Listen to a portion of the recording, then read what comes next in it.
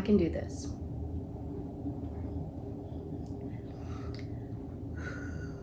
Ooh. Okay. Hi, my name is Maggie, and I am a knitter and mother based in Chicago.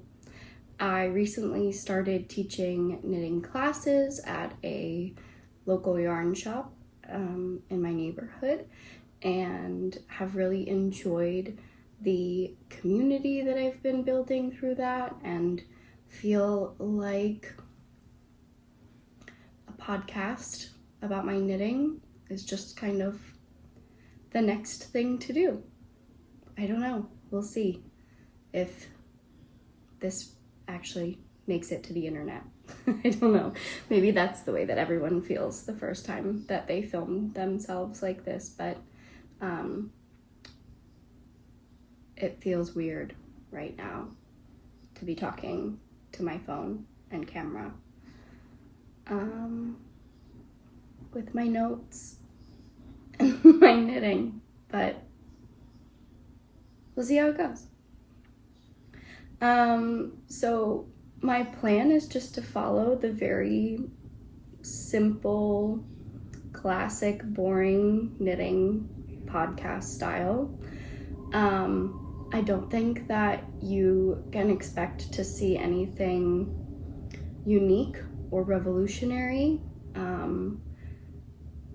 I've found that for the most part, watching podcasts is just about finding someone who inspires you a little bit, and also whose voice you can stand to listen to for 30 minutes to an hour.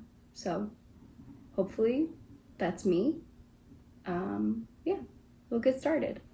What I'm wearing is not a new thing. It's actually the first sweater that I ever knit. This is the Cove sweater by the Knit Pearl Girl. And I'm wearing it today because it is one of my favorite sweaters to wear, because it feels like a comfortable sweatshirt. It's very wearable, and so I find myself reaching for it over and over again because I just love to wear it. I knit this out of Yarnalia Wonder. I purchased it at the time through Joanne, R.I.P. But I chose this yarn because it's a 30% wool, 70% acrylic blend, and I was looking for something economical that, would allow me to practice knitting a sweater to see if it was something that I would even enjoy doing. So I show this sweater a lot in my classes, not only because I love wearing it, but because I did a little bit of experimenting with it. I knit this cuff with 1x1 ribbing and this cuff with 2x2 ribbing, and I never picked it out. The original thought was that I would practice each one and see which one I preferred, but I never ended up picking it out and matching them, and now it's a little bit of character that I really have come to love about this sweater. So yeah, I just like to show that to my students to kind of put some lightness into knitting. It can feel very serious sometimes, especially when you're investing a lot of money into the fiber and the pattern for the thing that you're knitting. And so I like to show people that, you can still make something beautiful out of inexpensive yarn, and you can practice skills. Yeah, so I love this sweater. I'm pretty sure I knit this off gauge. I didn't really understand sizing. I believe that I did gauge swatch, but I didn't understand how to read a gauge swatch. So it just is what it is. It's huge and it's comfortable, and the color, the Yarnalia Wonder color, is light deep sea, and although you can't get it at Joann's anymore, Yarnalia does have a website that you can purchase off of, and I would recommend this yarn as a beginner knitting sweater project. It feels very woolly and comfortable. It doesn't feel squeaky like acrylic can, and I find that it's very hard wearing. It is obviously worn, but I don't feel like it's overly pilly or a high maintenance sweater to take care of. I'm going to start with my finished objects for the month of April. There wasn't, not that I'm like a prolific or fast knitter, but I had a couple of things that I was working on this month. So I think I'm a little disappointed with what I've made, but I guess I'll get into that. So I made 2 individual DK socks this month. I used Summer Lee's DK sock recipe for both of them from her book, The Sock Project. And I knit both of them in Sandnes Garden Sisu, which is a favorite sock yarn of mine because it's economical. It's super wash and has nylon in it, and that is my preferred combination for sock yarn because socks take a lot of time to knit, and so I do favor superwash yarn for that, because if the sock accidentally ends up in the washing machine, I don't want it to be ruined. I couldn't see myself knitting like a 3rd sock to replace one that got ruined, or even reknit a whole pair if 2 of them got ruined. And so I pretty much exclusively knit my socks in superwash, and I have to have nylon in my socks as well. I've knit a few pairs of socks that did not have nylon in them, and I just find that those socks, even though I reach for them less than my others, have holes in them. I wear hand knit wool socks every single day, and so for me it is worth it to have the nylon in the sock to reinforce and strengthen the fiber. If you have a non-superwash or non-nylon sock that you find to be hard wearing, sock yarn that you find to be hard wearing, that you really love, I would love to get your recommendations. I am trying to move away from the highly processed wool and get, closer to the sheep, so to speak. And so I would love to try something in a non-superwash or something with no nylon, but I just worry that I would invest a lot of time into these socks and then they wouldn't wear as well, or they would get ruined, and that would be really disheartening for me. So, but if you have a yarn that you like to use, I would love to hear about it, because I would really love to try something new and see how it goes. So those are my 2 DK socks. I used Summer Lee's like classic fleece stitch pattern to knit this one, and I just used the pattern with the DK sock recipe, and then I just knit this as a plain DK sock. I used Sisu and held it double for both of these. And then my 3rd sock, which is, I think single socks are finished objects. They're kind of finished objects and works in progress, but this is Summer Lee's Comfort Core sock. That's the recipe that I used. I also knit in Sandnes Garden Sisu. I knit this with the intention of knitting the Comfort Core sock and then realized that I had forgotten to start the texture pattern, and so then I added some of the texture pattern, but like the chunk wasn't big enough, and then it ended up looking kind of weird. So then I just like ripped the whole thing back and redid it with no texture. And I love the sock. I'm really excited to finish the other one and have this as a pair.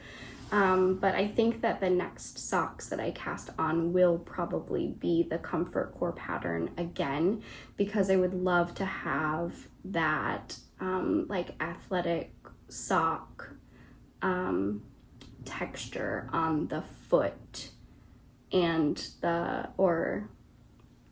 so it's like a moss stitch pattern that starts here on the top of the foot at the same place that the heel flap starts, and then it goes down until you get about like to the midfoot where your arch is, and there is a slip stitch texture pattern that goes there. And so I would like to not re-knit these, but knit another pair in the intended texture pattern. Oh, all of these socks were knit in a size medium. I pretty much always knit size medium socks for myself. And then my last finished object for the month of April is this pelica vest. It's huge. It's so big. This is the Pelica vest by Rosa Pomar. I had this vision of a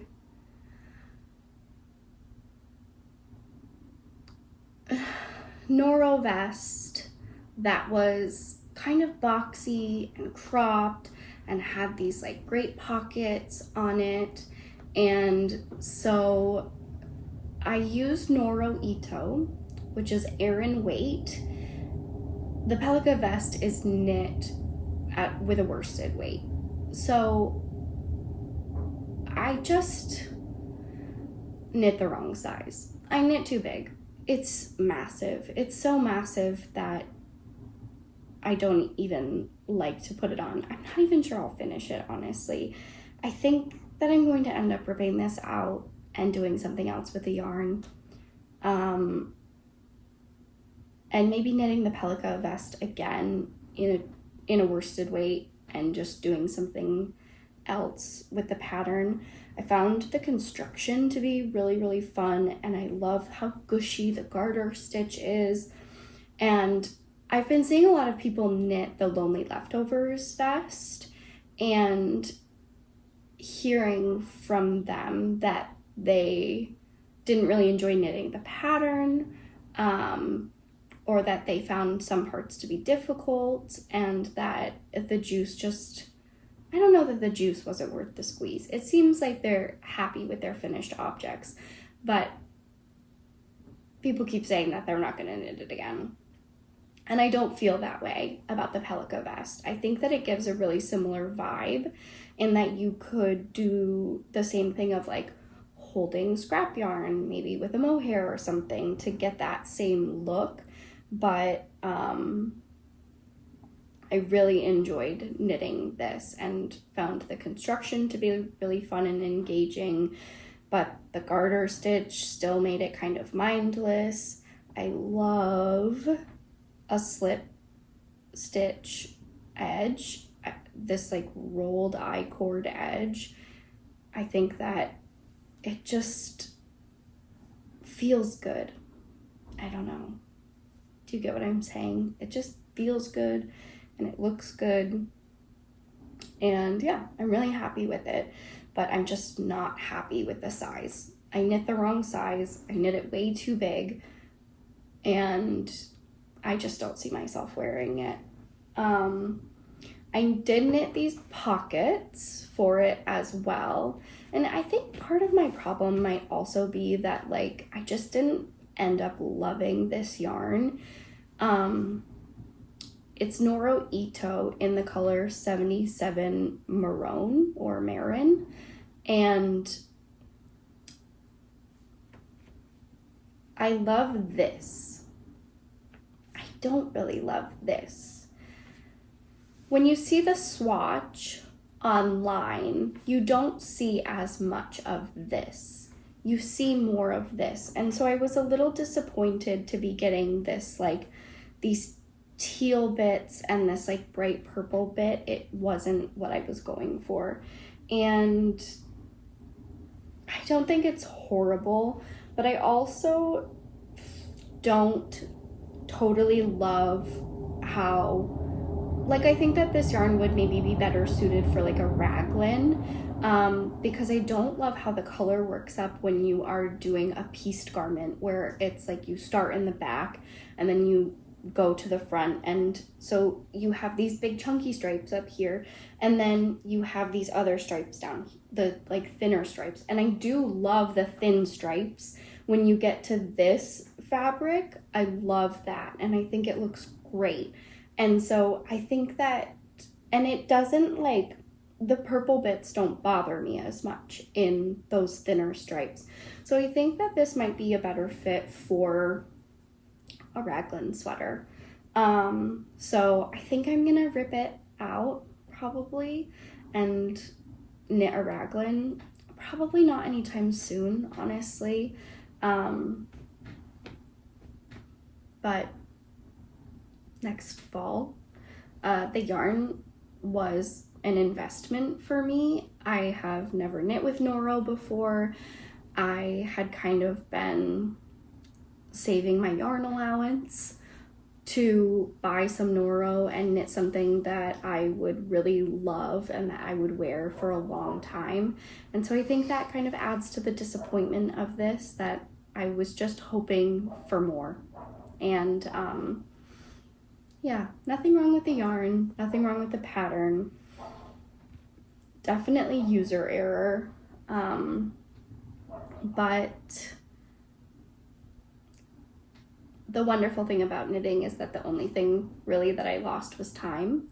So I can rip it out super easy and redo it into something else that I will love in the future. So I guess I'm excited about that and the possibility of turning it into something that I will like.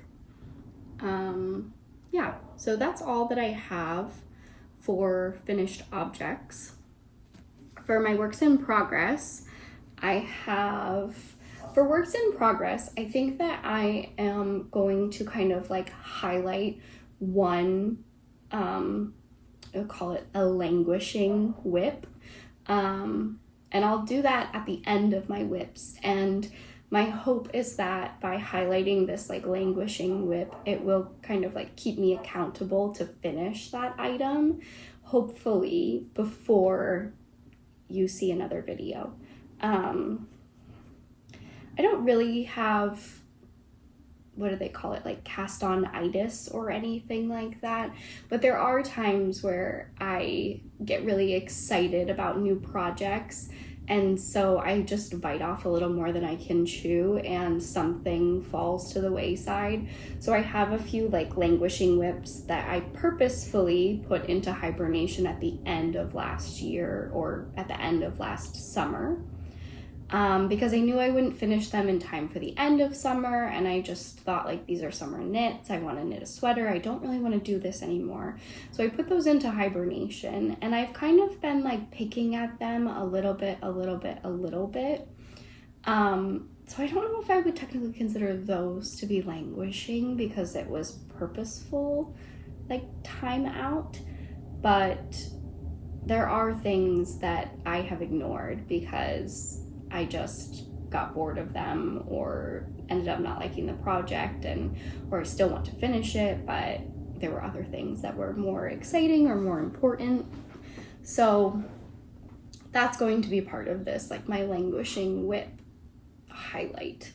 But yeah, so the first thing I'm going to talk about is my latest cast on, which is a Lakes pullover by Ozetta. I've really been on an ozetta kick lately. I don't know what it is, but just everything that I want to make, she designed. So I have, it's a bit of a mess right now because I am knitting the collar and the body at the same time. The way that I like to knit sweaters, which it sounds like it's pretty common for a lot of people that enjoy, once you get to a place in the body that you've like run out of yarn, or you need to change a ball out, or you're just at a good point to stop after you've connected under the arms, is to knit your collar and knit your sleeves. And so I typically do that because I don't like to buy a lot of extra yarn. I am short, I'm only 5 feet tall, and so I typically don't end up needing the recommended amount of yarn for any sweater because I'm always making them shorter. I was gonna say cropping. Like a crop for me is different than a crop for someone else, but sometimes I'm obviously shortening things to fit my body, but then I will also crop it to fit the style that I'm looking for. So it's not uncommon for me to buy like one ball in general or one skein less than what's recommended and kind of play yarn chicken with myself on purpose, like put myself through that anxiety because I don't want to end up with all this extra yarn that I'm not going to use for anything. So right now, the Lakes pullover is like saddle shoulder construction. This is the first time I've ever knit anything saddle shoulder. And I'm not going to say that I love it.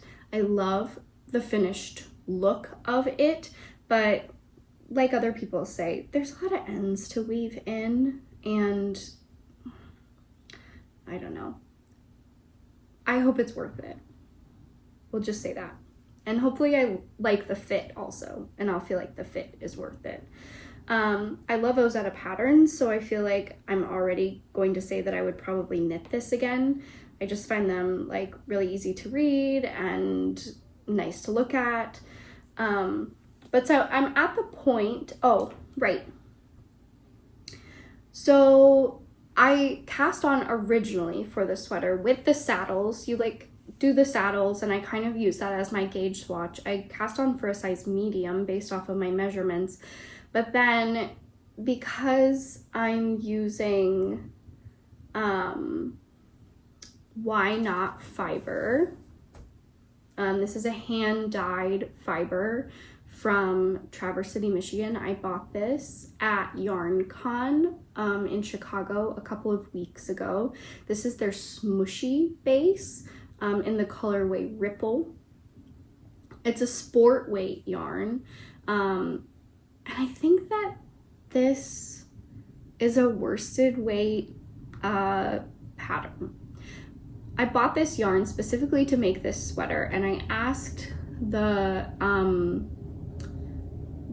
dyer, I believe was the person who was selling the yarn in the booth, how they thought that this would work up if I could do a worsted weight, and they said yes. And I got the vibe that it would when I was looking at it, because it's kind of like Brooklyn tweed shelter-esque. It's a little thick and thin. The way that it's spun, I think that you can just see that it's really, really, really going to bloom once it's blocked. And so I knit my shoulders in with a size 8. The recommended, a US size 8. The recommended size for this is a US 5. So I'm knitting it, with like 3 sizes larger, and I'm really happy with the fabric. I think that it will be a good sweater for the summer, that it will be like breathable, but it will also be fine for the winter with like a long sleeve t-shirt underneath it. I feel like yarns like this, they just trap heat and are really comfortable. I'm really excited. I feel super enthusiastic about this yarn. And so it's hand dyed in Traverse City, but it says that the wool itself is from the US and that it's spun in Ohio. And I feel like when I first started knitting, I was super excited about like indie dyers and all these like beautiful variegated yarns, and I found myself like really gravitating towards that. And now that I have been a knitter with a capital K for like 2 years, I'm kind of going a little bit away from that. I still reserve indie dye yarn or like hand dyed yarn for socks because, you know, it's not as big of an investment. Nobody really sees your feet. It's kind of just like a fun thing for me.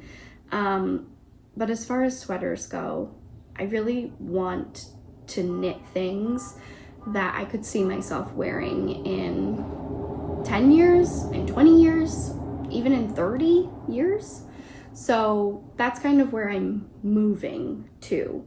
But because my pelica vest ended up being huge, and then I also knit an Olga sweater or cardigan in March that ended up being huge as well, I cast on for the size medium in the saddle, and I don't know what came over me, but I was just like, I'm gonna switch my numbers. I'm gonna start knitting the size small with everything else.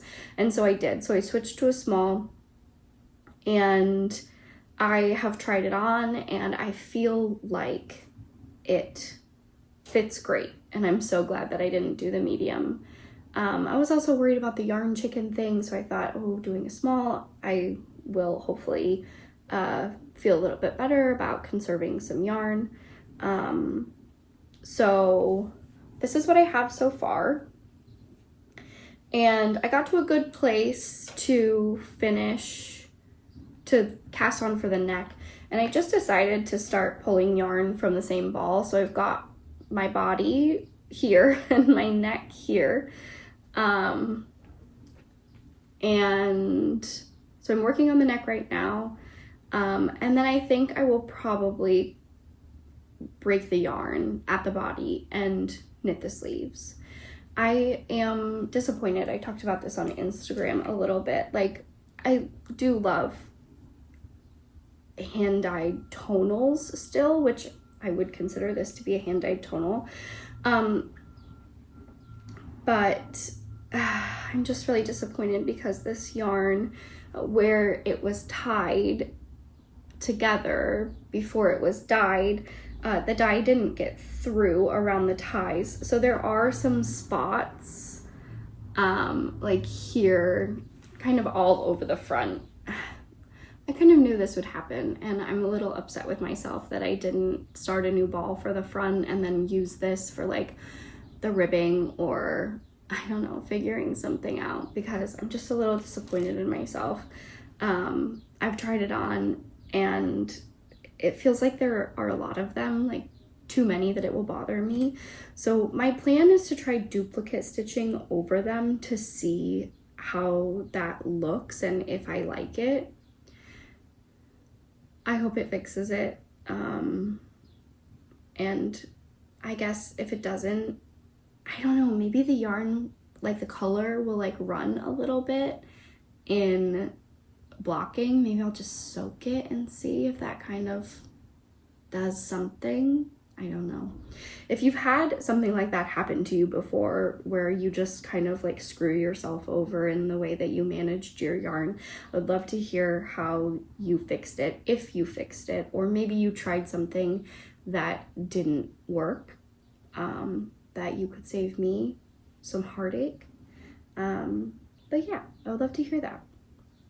So I think that's everything for this sweater. I'm really, really, really excited to wear it, and I'm feeling highly motivated to just like work on it right now so that I can have it hopefully soon. And there's also a few things that I need to knit for some classes that I have coming up, and so I need to do like work, and then I also need to do like my fun knitting. So I'm trying to find like the balance between those two things right now, and I'm hoping that I can cast on a piece of work here and work that alongside my sweater. Although I would consider myself to be a monogamous knitter, I typically have just like one project that I'm head down working on, and then what I call my travel project, which is usually like a sock or maybe a Sophie scarf. So I don't know, we'll see. But yeah, okay. So the last thing that I have to share for whips is a holger cardigan for one of my sons. This is a size, I think 4 or 5 I cast on for him. And I'm using Juniper Moon Patagonia held double for this. I wanted it to be like a thicker jacket that would be a good kind of like transition piece for him for fall and spring, but still be something that he could wear in the winter to school. He goes to preschool, and so I started knitting this a little while ago, and then I kind of got off track with my pelica vest and a few other things, and so I'm hoping to kind of get this back on the needles pretty soon. I have sleeves and a button band that I need to finish up, and then it's done. I feel like it'll be so quick. I love the Holger and Olga patterns. I have knit, this is like maybe my 6th or 7th from that series. I have knit the kids patterns many times, and I have knit the Olga jacket and the Olga sweater for myself, and I just love it so much. I find it to be so wearable and comfortable, and my Olga sweater I knit in kind of like a Noro adjacent yarn. It's not by Noro, but it was also a Japanese dyed wool, and so I just knit that. It's variegated, but I knit that just one color, no stripes, and then my Olga jacket is striped, and yeah, I just love them both. I would knit that pattern over and over and over again, and I am currently teaching a class that it was a pick your own pattern class where the knitters could choose any of the Holger Olga pattern series, and so that has been going on for 3 weeks now, and I'm just loving how everyone's projects are knitting up. It's so fun to see how different they all are, based off of fiber choice and color choice, and it's fun to be witness to someone's first sweater that they've ever made. It's really, really fun to see them kind of like realize what they can do and what they're capable of, and teach them a few new skills that just, you can see people's like confidence really boost, and that they feel like they're unstoppable. And yeah, it's just been really enjoyable. I really, really, really loved that class. Okay, so final part of all of this is acquisitions.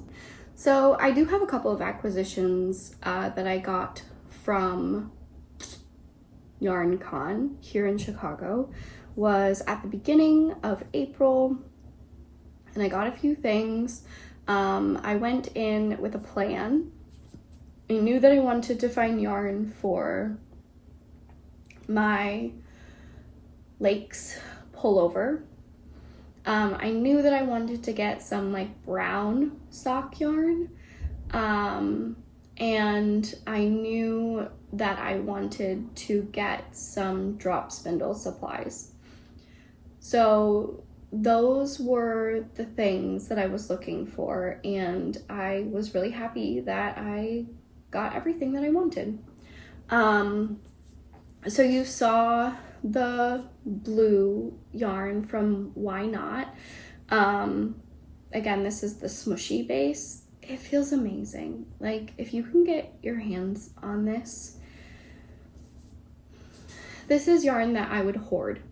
This is yarn that, like, when I see them again, if there were colors that I liked, that I might buy like a sweater's quantity with no project in mind, just to have it on hand so that when something came up, I could use this. It's so, like, the fact that it's sport weight but is like knitting beautifully at a worsted weight, I just feel like makes it very versatile. So I wouldn't feel nervous about holding on to it because I know that I would be able to find something to make with it. I'll do my other yarn con. I also got this brown sock yarn from Fangirl Fibers. This is called Acorn Mischief, and it is my bread and butter.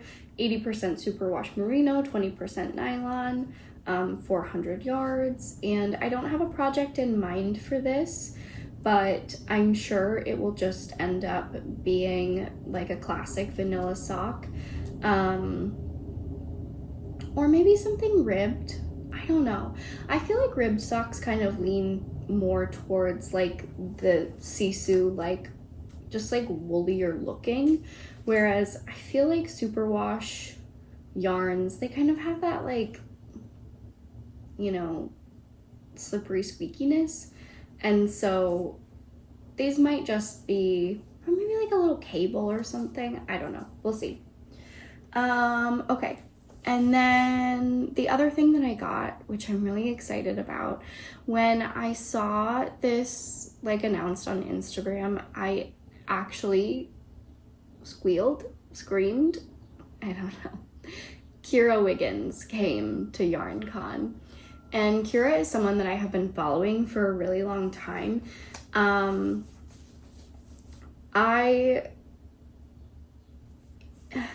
have been thinking about spinning for a while now, but I just don't know how it will fit into my making and my making life and my like home and personal life. I don't really have room for a spinning wheel. I also have 2 young children who are very interested and curious in what I'm making, and I like to involve them as much as I can. But I also want to prevent there being like a dynamic between us where I'm kind of like shooing them away so that I can work on certain things. And I think that I could see that happening with the spinning wheel. So I thought, drop spindle for now. So I bought a drop spindle at YarnCon, and it came with like, I don't know, a couple ounces of some just like white wool fiber, and so I knew that I wanted to get a drop spindle. I knew that I wanted to get some stuff from Kira, but I also was like, oh, so nervous because I see her stuff and I just think that it is amazing, and I don't want to hoard fiber that I don't even know how to use. So I just bought what Kira calls, these are like little cupcakes. It's 20 grams of wool, and I bought this. I saw this one, I felt like it was calling to me. It has these cute little, like, kind of more bright orangey neps, but it's like a yellow, kind of greeny, with like some navy blue in here too. It's bamboo merino silk. Oops. And so I just got one of these. No idea what I'm gonna do with it. I think I'm just going to continue to practice my drop spindle with some of like the cheap fiber that I have, and then maybe drop spindle this and like use it as a contrast color on like a white mitten or something. I think might be kind of cute. So I got this cupcake. I was so excited to see Kira's booth. Her fiber is so amazing. Everything that she makes is so beautiful. I feel like when I become a spinner, she will be the place that I go to get fun fiber from, because it's all just so beautiful. I also bought this yarn that Kira dyed. This is Queensbridge. It is a 40% blue-faced Leicester, 40% Shetland, 20% alpaca. It's 250 yards, 100 grams. This is the farmhouse colorway. So this is like hand dyed by Kira, and I loved, so it's called farmhouse, like obviously it kind of like looks like a barn color, but I loved how it had these like super concentrated bits of color that almost look like burned to me. It yeah, it kind of reminded me of like, I think, I don't even want to say it because I don't want to be wrong, but it's like a like Japanese method or something of like burning wood to preserve it. But that's what it reminded me of. And so I got 2 of these, and I thought that I would either knit like matching hats for my children, or maybe a sweater for one of them. Or maybe like a hat and a mitten set for me. I don't know. So I got these to hold on to until the fall, with the intention of knitting some fall winter accessories. And then my last acquisition was not from YarnCon. All of these were from YarnCon, but was the Coast to Coast sock yarn. She did a second go around of her patchwork collection, and I have been wanting just like a nice neutral to use for either like colorwork socks or just a white sock. I've kind of been wanting to do like a white ruffle sock recently, and so when I saw that she was doing a second go around, I bought 2 skeins of button, because I just thought that it was a nice neutral, like milky white. So I got 2 of those with no plans, no intentions, just holding them in case I need them. I got a, what do you call that? An advent calendar this past year from Woolberry Fiber, and although it was really fun to like get all of that yarn, I'm not sure that I would do an advent again. Hold me to that. Because there just didn't end up being enough of it that I felt really excited about. I think that it's like all very beautiful, but there just wasn't enough that I was like, yes, this is like, I'm so excited for this. So I'm not sure that I would do that again, but I don't know, we'll see. So my plan for getting this was to kind of like use it with some of the Woolberry minis in a colorwork sock. Probably by Summerly, because I'm not even gonna pretend like I knit anyone else's socks. She's my favorite sock designer. But yeah. Oh, I just remembered I didn't even talk about my languishing whip. Shows how I feel about it, I suppose. But okay, so I'm gonna put this away and I'm gonna talk about my languishing whip, and then I'm going to say goodbye. This is a Manhattan hat. Manhattan hat by Tori Yu, cast on for a size medium. This is for my husband. I saw this color. This is the Phonetica diner color. I think it's the diner color from Sorella, from their like Rhinebeck or upstate New York collection that they did in the fall. I saw this color and I just thought that it would look really beautiful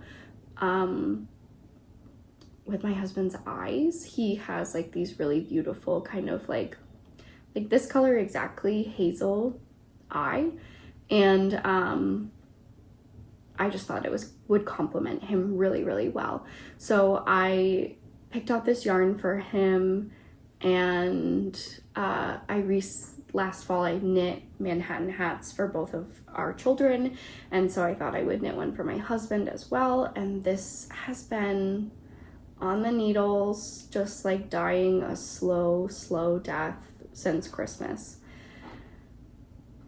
It's kind of become a joke, I was going to say in our family, but not really in our family, in our marriage, between the two of them, that like, between the two of us, that he'll never get this hat, I'll never finish it. I was really worried about yarn chicken, and so I decided to do the decreases, and then thought that I would pick out the bottom and put it back on the needles and then just knit until I had no more yarn left. But then I did end up buying another skein because they did a second round of this color in their greatest hits. So I bought another skein thinking that I could add more length if it needed, because I think I wanted to do a triple fold brim for him. He likes to sail sailboats, and so I just really wanted him to be able to fold the brim 3 times to keep his ears warm, or also to just be able to, like, you know, like a classic sailor hat, like roll it up over his ears if he was getting kind of warm. So that was my plan, but I just don't love this project. I love the color of the yarn. It's the worsted yarn, so it's super wash. And like I said before, I've fallen out of love with superwash yarn. And I think that it has a time and a place, but I just don't enjoy it in the same way that I did before. So I don't really want to knit this. So it's dying. But that's why I'm highlighting it here, because I want to be accountable and I want to present this as a finished object for the next time that I sit down to film. I don't really have that much to go. I just really need to find the motivation and energy to do it. Which I think I will. I'm hoping that I will. But yeah, I don't know. I guess that's it. If you enjoyed this video and you would like to kind of see what I'm doing, what I'm knitting, what I'm teaching in real time, you can follow me on Instagram at Maggie Tinks. And yeah, hope I get to see you again next month. Bye.